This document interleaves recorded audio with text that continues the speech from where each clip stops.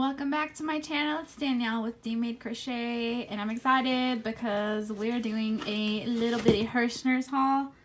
And I'm going to do a little bit of a first impressions / demo of the Knitter's Pride yarn ball winder. But first I want to show you, so I just got a little bit of yarn and then I got the ball winder from Hirschner's. I ordered last week Friday, the 15th of May, and today is the 20th, and I got my stuff today.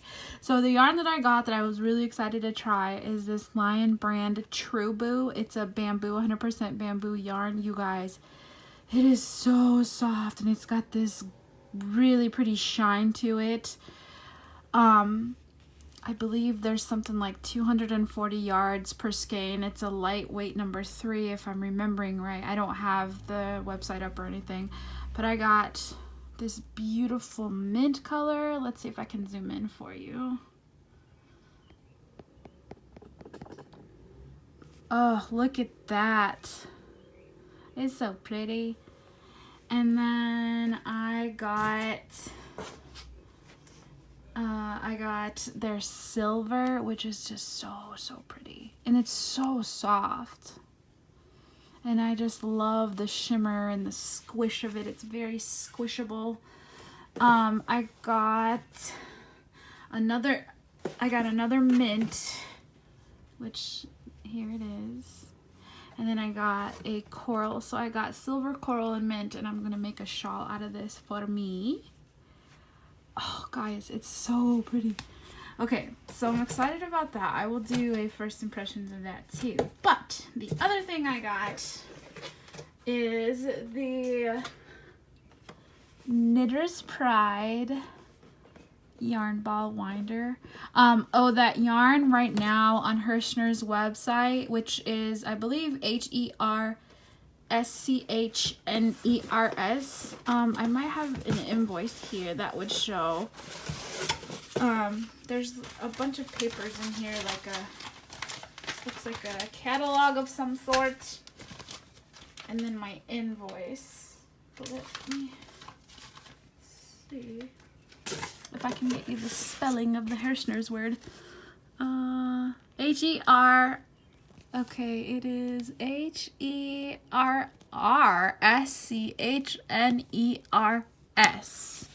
So 2 R's. HERRSCHNERS. And their website is just hirschners.com. So we got that. We got the invoice.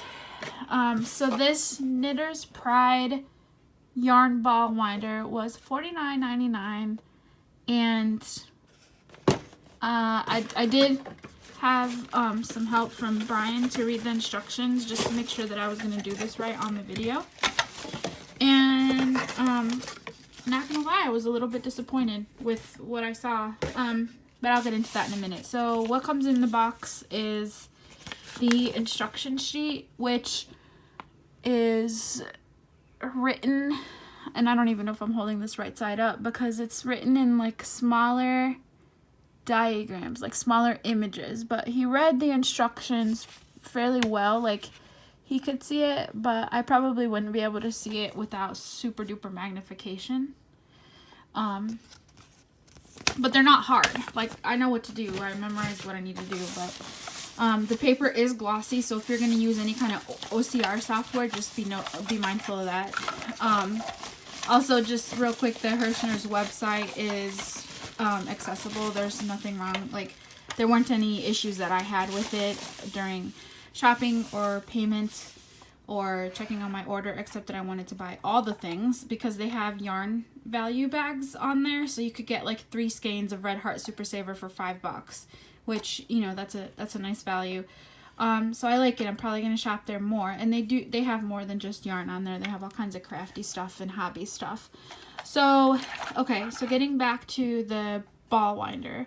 So this, again, $49.99, and I thought it was gonna be a little bit more sturdy feeling, and I thought it was gonna it's plastic, plastic and metal, and the underside of the plastic stuff is like a royal blue, and then the the side that's facing up is white, and it feels kind of flimsy. Like I thought that this was going to feel a little bit more sturdy for 50 bucks.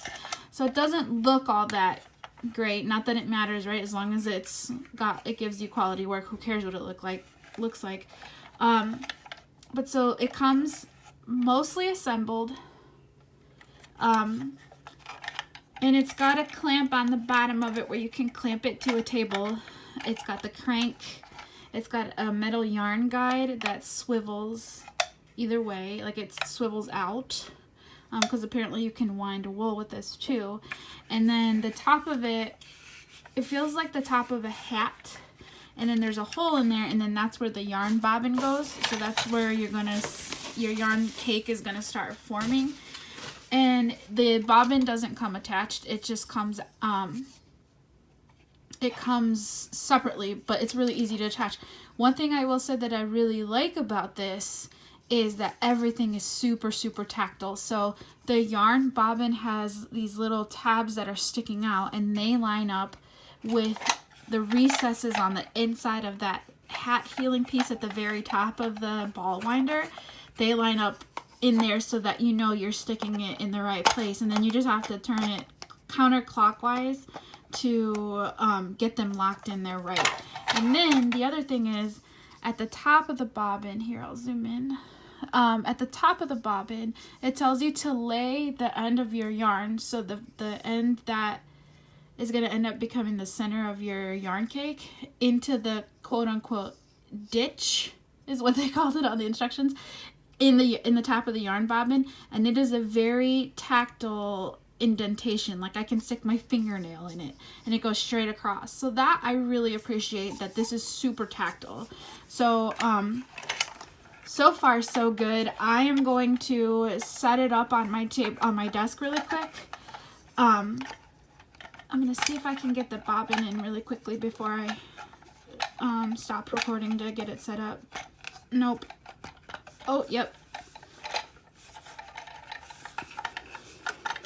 Nope. Alright, I'll be right back once it's set up on my desk so we can wind some yarn.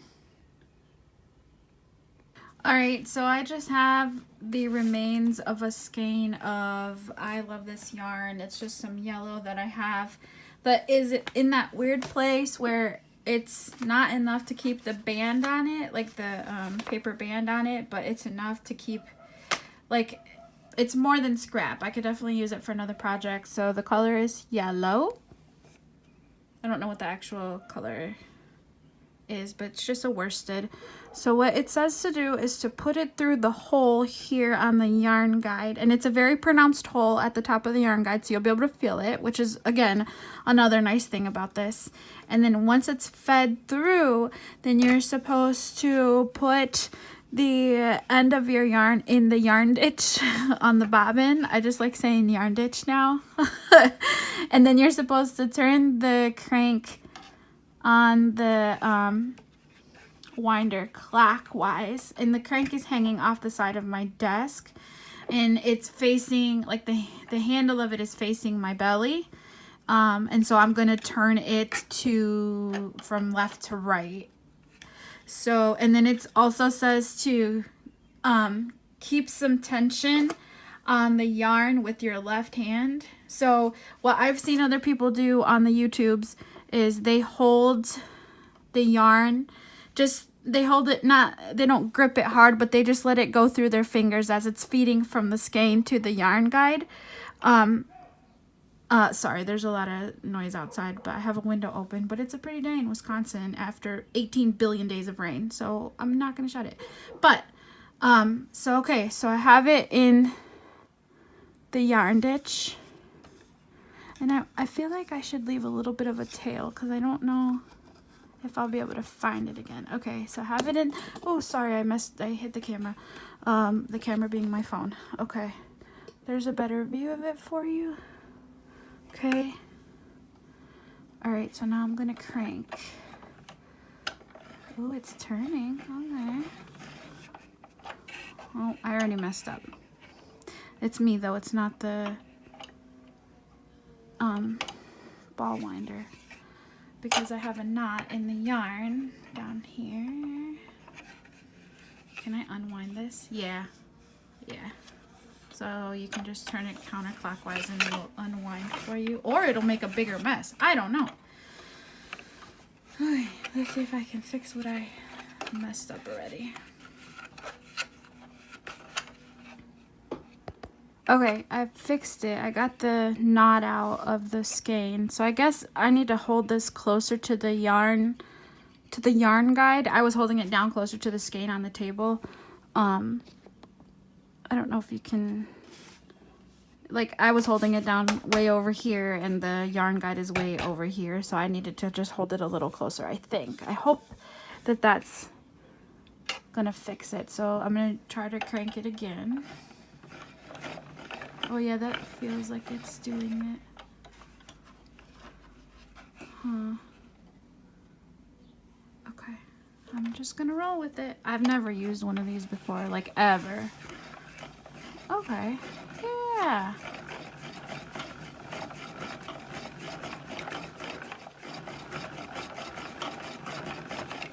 So far, so good. Now I feel in my yarn, like before it gets even to the ball winder, I feel another knot, so I'm gonna stop winding so that I can pull that out before it gets caught, because it's the knot, it's, I guess I wouldn't say it's a knot, but it's just like a little bit of yarn vomit that would clog up the guide. Yeah. So I'm actually going to cut this, or no, let's experiment. Let's see if we can wind it and what happens, what it feels like when it gets caught, if it gets caught. Are you gonna get caught? Yeah, it gets caught. So it definitely gets stuck and you can't turn the handle anymore. So I'm gonna grab a pair of scissors and I'm going to cut this. Hold, please.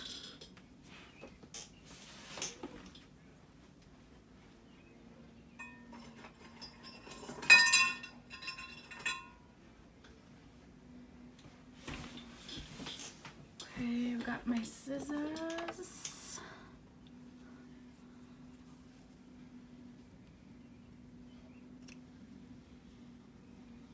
Okay, and I ended up leaving the knot in. So there will be a knot in my cake, which I'm okay with. But let's see if it goes through now, or if it's gonna be too thick. Yay, it went through! All right, so we're winding away. Guys, this is pretty cool.